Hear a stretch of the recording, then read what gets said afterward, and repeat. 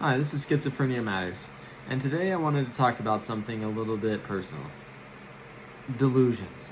And how do you know when you're not in a delusion as someone with schizophrenia? Um, this is a very, very tough question, and it often comes up for me in therapy sessions. Um, but let's define what a delusion is first. And this is just a AI overview, a Google search of what a delusion is. But I think it answers the question well enough. A delusion is a firm, fixed belief that is maintained despite evidence to the contrary and is not explained by the person's intelligence or background. So, a delusion that I've had involves me running from particular groups who I thought were trying to drug me or set my life up in such a way that it became unmanageable, and that these psychotic breaks that I was having were a result of being drugged by this group. And so there's no evidence of this, right? This is a false belief that I had, but it explained why, in my mind, it explained why people were being mean to me, as well as why I was having these psychotic breaks. And people were being mean to me because I was kind of freaking out. You know what I mean? Like, they were like, "This guy's got some issues going on here, we're gonna keep him at an arm's length." But I just didn't see that. I just thought I was just a normal guy just going through it. And but the other people just kind of can pick up on some energies that you just don't know that you're exuding. And so these people were just kind of like, we can tolerate so much, but we also want to be safe. You really have to, schizophrenia is a thing, you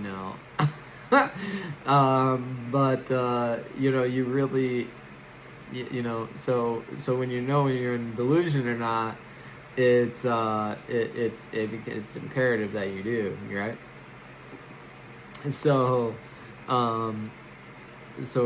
when it comes down to defining when I'm in a delusion or not, I really have to analyze the consequences of holding on that belief, right? And really trying to focus on and hold on to what is real. And right now I'm at a good baseline because I don't really have a lot going on.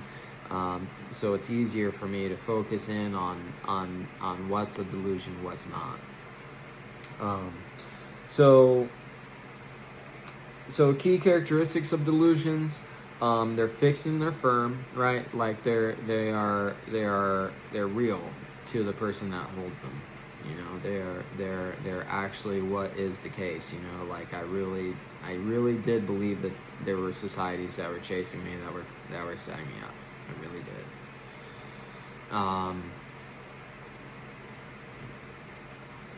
In the short term, that felt long term. I really did believe that I fixed a source code in a quantum computer using my Facebook algorithm. I really did believe that. I really did believe that I really did believe that my mom was trying to kill me for years.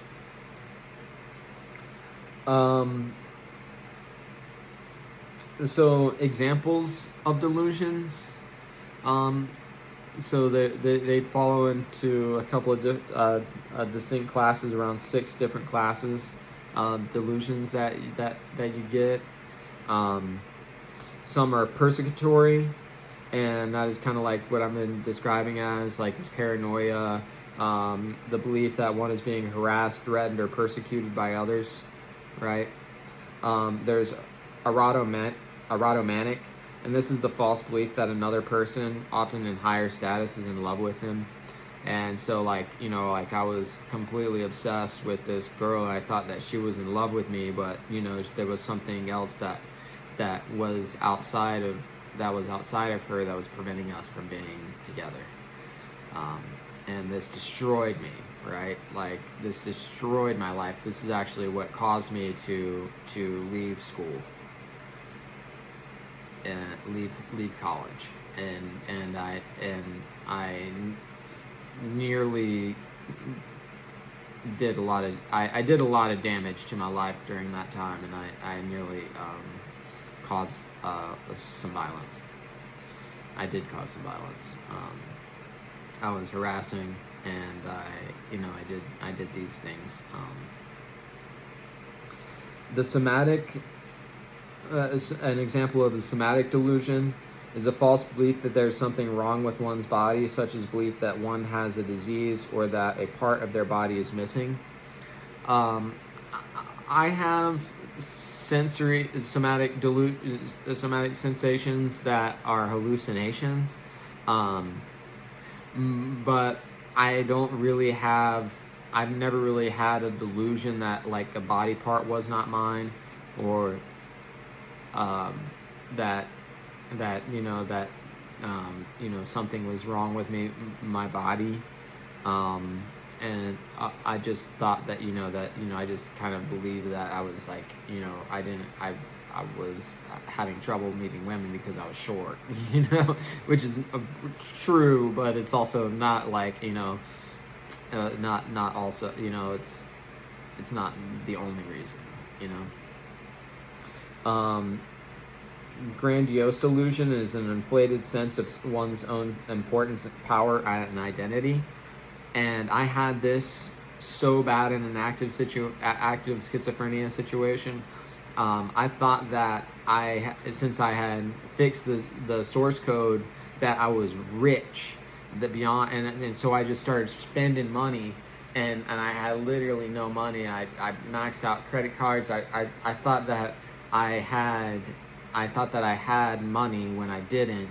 I thought that I was now a celebrity, and because I fixed the source code in my head, I had celebrities able to channel themselves in my head, and I had, this is all the delusions kind of coming together, like I had, I was believed that, certain celebrities were in love with me now, and I believed that that I was, that me and Eminem, we're tight, you know what I mean, like, and if Eminem, you see this video, we better be cool, you know what I'm saying, but like, I'm a big fan, I'm a stan, but when it comes down to it, like, we're not like tight like that.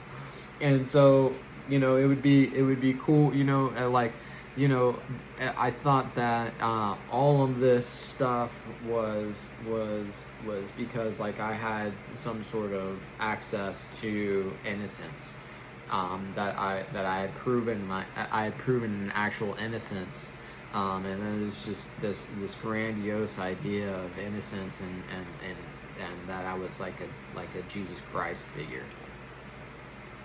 truly. And this goes back to the delusions of control, the belief that an outside force or person is controlling their thoughts or action. I had this belief that I fixed the quantum computer and all these celebrities, and then Tom Cruise came up in the forefront of my mind and tried to make me put a knife through my arm. Right? I had the governor of the state that I live in, telling me to track predators that were in the area, and I would walk around the town, the entire town, just walking, and I would follow people that I thought were predators, and I would follow them into stores, and I would harass them in stores, because I thought that's what the governor wanted me to do. I was like tagging them. So another type of delusion is this bizarre delusion that are completely implausible and defy normal life experiences, such as believing one's internal organs have been removed and replaced with someone else's. Like I would say the bizarre one that I had was I fixed the source code on the quantum computer. This is extremely bizarre. You know what I mean? Like, what is the source code? What is that? But for me, like, I will wake up and I'll be like programming something in my mind, and that's what the source code is. It feels like it's like my memory, my true memory, and it felt like, it felt like once my disease hit there, that's when everything went chaotic. And so it was like these delusions were a main component of my schizophrenia, my active schizophrenia.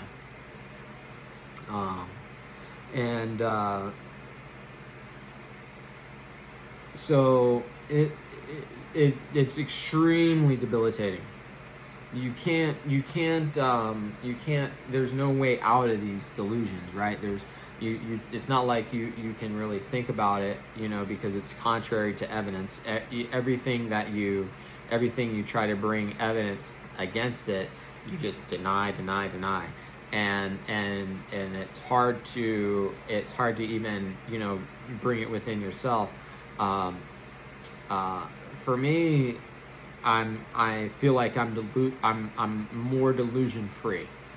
Like I don't today, after medication and therapy and just kind of pulling out almost the bad ideas one by one, is what it feels like.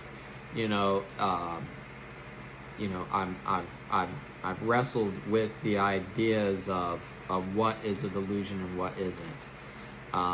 And I don't know if I would really be able to make that clear without medication. And so that's why I'm on medication.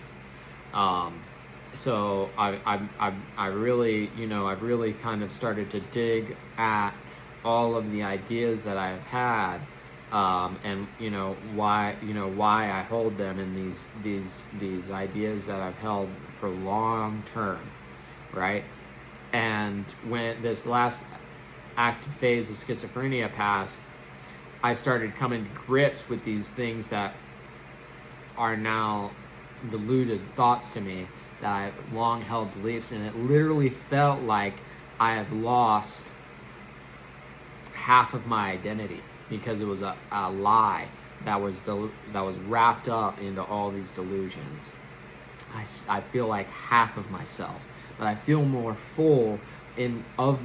I feel more whole, because the feeling that I have regarding my reality feels more real. It feels more whole. I can be more successful in this reality, even though that I'm still I have some cognitive impairment from my last schizophrenic episode, and I'm battling through that. I'm not working.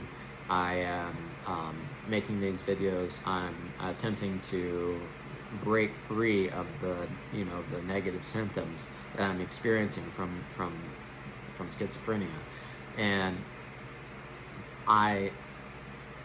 I'm coming to grips with the fact that half of my life just got eliminated, because I thought that I was literally on the run from these people for so long, over 20, for my whole life, I don't know how long, like this particular group delusion, I was running for 15 years. Before that, it was something else that I was running from, and I was having voices and hallucinations. So you know, the delusions are extremely debilitating. The longest time that I was in an active phase of schizophrenia was 6 months, and those delusions are so rampant. It's almost like they're just layer on top of each other, I had this false belief that I died multiple times, and that I could die again. So if I jumped off of my 4th floor balcony and died, that I would just come right back up and be right okay. I believe that I was like, I believe that I was the last person on earth, and that I was the actual devil. Just things that are completely beyond reality, or what would normally be expected of reality. Today, how I know I'm not in one of those is I have to check it with people, like I confirm it with other people, these beliefs that I have, and I try to work through them, and I try to hold beliefs that are sane, that are culturally shared. I try to at least try to break through and say, and ask questions. Am I holding this belief in a false way?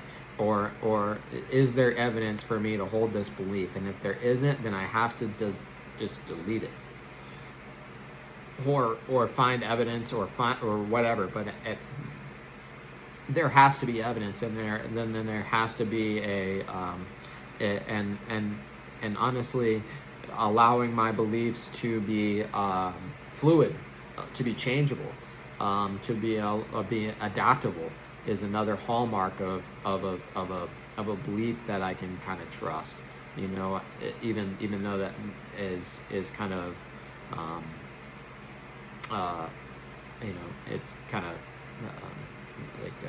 like a paradox, because how can you trust a changing belief?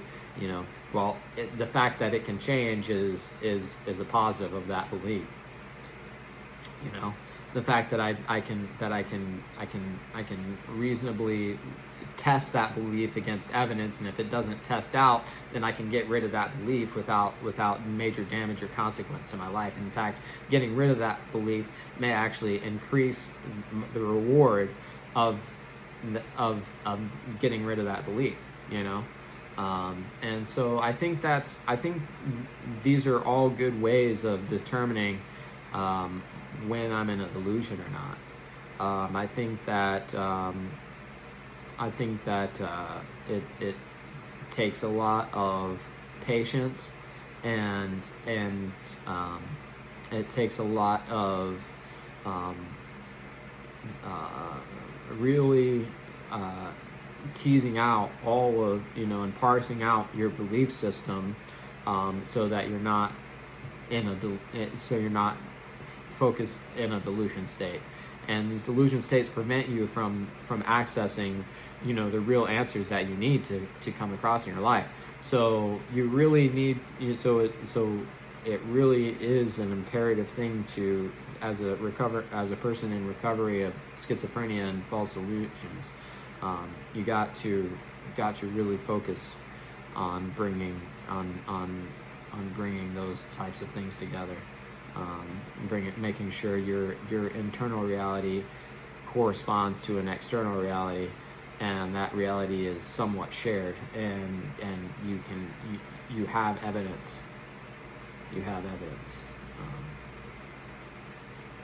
If you're working on a problem or a project, and you believe in the importance of that project, and you really feel like you're onto something that is brand new, and you're right on the edge of sanity. If you can prove, goes for a lot of people that are in mathematics, if you can actually prove what you're saying, then that is the evidence.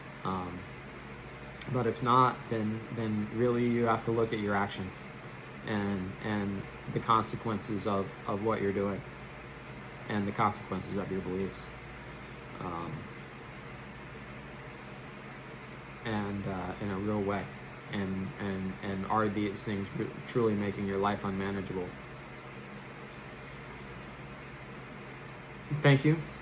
If you're suffering from schizophrenia, I hope you find some comfort. Have a good day.